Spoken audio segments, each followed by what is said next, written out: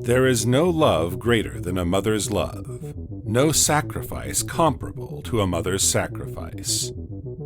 Every child acknowledges the efforts of their mothers, and every mother is proud of her powers. Armed with disguises and a gun, Miriam Rodriguez was an unstoppable force. In 2014, San Fernando was still recovering from the 2011 massacre. A few years earlier, Los Zetas, a wing of the Gulf Cartel, had murdered almost 200 people. Found in mass graves around the area, the majority were kidnap victims from bus hijackings. Many of them had been abducted to fund the cartel war, and thousands had fled the area in fear of being another target. Karen's brother, Luis, had already moved away to escape the danger of San Fernando, but Karen was just 20 years old. She wanted to finish her education and help her mother at their shop, Rodeo Boots, a cowboy store. Karen was driving when two vehicles surrounded her truck.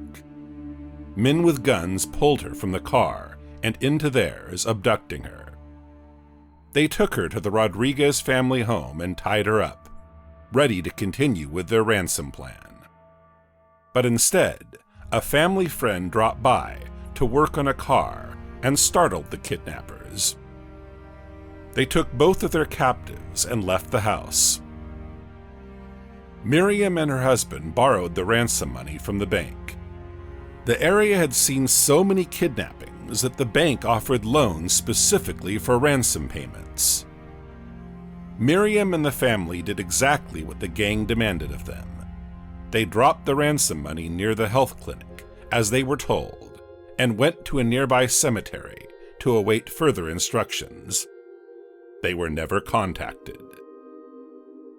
Miriam asked for a meeting with Los Zetas, and they agreed, meeting at a local restaurant, El Junior. She pleaded with a man who showed up, asking him to free her daughter, but he told Miriam that they didn't have Karen. However, he said he could help Miriam find her for a fee. Through the constant voices coming from the cheap plastic radio attached to his belt, Miriam believed this man's name to be Sama. After she paid the gang $2,000, Miriam's calls went unanswered. Finally, however, the kidnappers did call her, asking for just a bit more money, $500. The family waited for Karen to be returned to them, never giving up hope. Until one day, when Miriam, who was now separated from her husband and living with her older daughter, Azalea, proclaimed that she knew Karen wasn't coming home. She also told her daughter that she wouldn't stop until she found the people who took her. She started with Sama. Trapping the mice. Sama. The family friend who was captured with Karen was released soon after his abduction. He wasn't worth money to the gang, but his memories of the men who took him were worth everything to a desperate mother. Miriam probed him for information, which confirmed that Sama was involved in Karen's abduction. From there, she began trawling social media, trying to find the face of the man who sat across from her in the restaurant, claiming not to have taken her child. She found Sama on Facebook. In his photograph, he was standing next to a woman wearing an ice cream shop uniform. The store was based in Ciudad Victoria, 2 hours away. Miriam waited outside the store for weeks, waiting for Sama to appear to meet his partner. When he finally showed up, Miriam followed them back to their home. She changed her appearance and put on the uniform she'd kept from her days working at the health ministry many years before. She spent the next day knocking on Sama's neighbors' doors, asking them to participate in a local survey. She didn't want to kill him, she wanted justice. Her mission was to find as much information as possible about the man, to take to the authorities. Then, with the friend's memory of his abduction and her gathered intel on Sama, they would be able to arrest him. Once Miriam had tapped the well dry, she began visiting local authorities to share her information with them.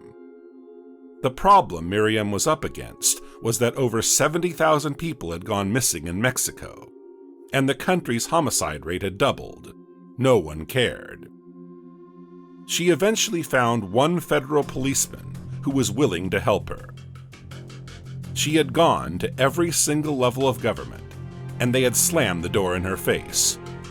So to help her hunt down the people who took her daughter, it was the greatest privilege of my career. A warrant was issued for Sama's arrest, but he had already vanished. It was Miriam's son who eventually found Sama. Luis was closing up his store in Ciudad Victoria when he spotted the man he'd seen so many photographs of. Sama was arrested on Mexican Independence Day and quickly began to give police the names of the others involved in Karen's abduction. The kid. From this new information, 18-year-old Zapata Gonzalez was picked up. His young age surprised Miriam, who felt for the boy, and her kindness helped draw further information from him, including her daughter's location. The ranch was no longer a home, and the house was full of bullet holes. But there was also a noose hanging from an old tree. After Miriam found Karen's scarf, dozens of bodies were found scattered around the property. Part of Karen's femur was identified after a second investigation demanded by Miriam.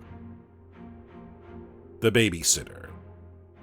Miriam and Azalea had eaten at a restaurant near the abandoned ranch recently, and she recalled speaking to Elvia Uliza while they ordered. She'd known Elvia for years and had found it strange at the time how elusive she'd been. But now, Miriam wondered if she knew what had happened to Karen. Some quick research found that Elvia had been in a relationship with one of the kidnappers already in prison and untouchable to Miriam.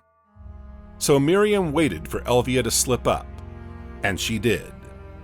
The kidnap calls had been made from Elvia's home, and she was soon arrested.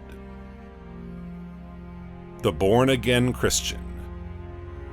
Miriam had a few clues pointing to Enrique Flores and visited his grandmother to see if the old woman would give her any information about her grandson.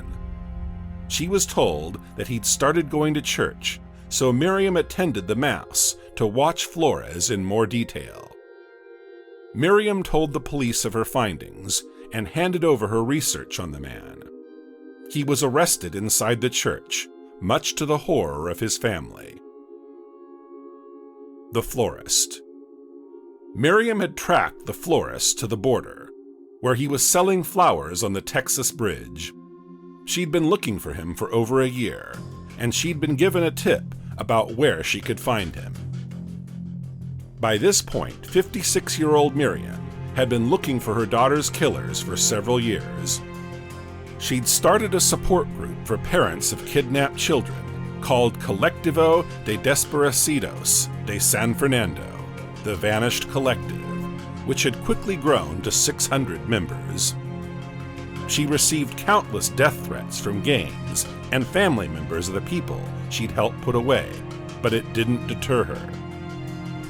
The day she found the florist, he recognized her immediately and ran. She managed to catch up with him and held him at gunpoint for an hour, waiting for police to arrive. It took Miriam 3 years to track down almost all of the living gang members who kidnapped and killed her daughter. She found 10 in total. She dyed and cut her hair, purchased fake IDs, changed her clothes, and masqueraded as health workers and election officials, which helped her get close to the gang's family members. She spoke to grandmothers and neighbors, cousins and employers. They gave her snippets of information, which helped her build a story about the men she hunted. Her investigation brought her fame in Mexico, and with that came exposure. She was a woman in her 50s fighting a notorious gang.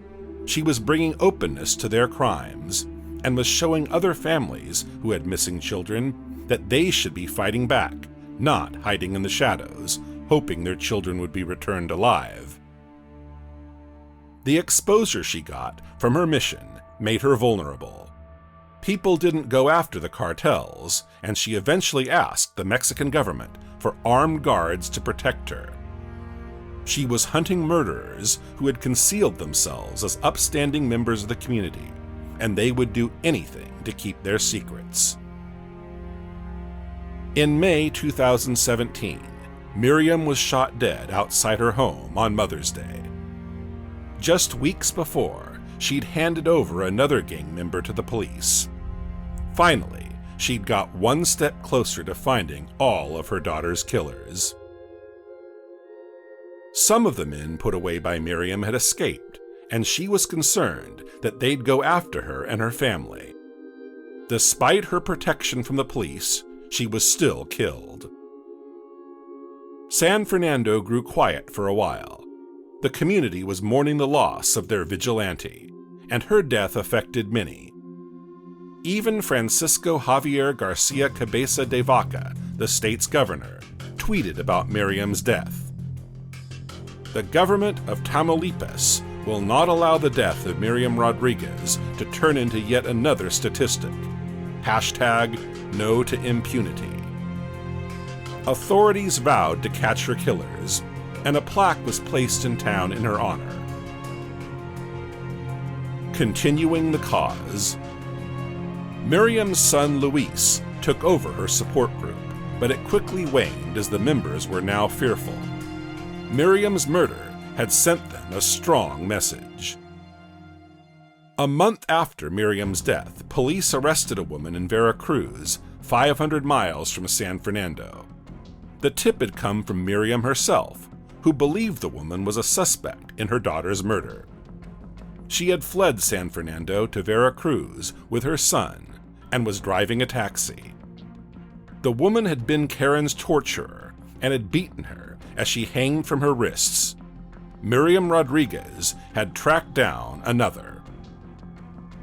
Since 2017, crime has accelerated rapidly in Mexico.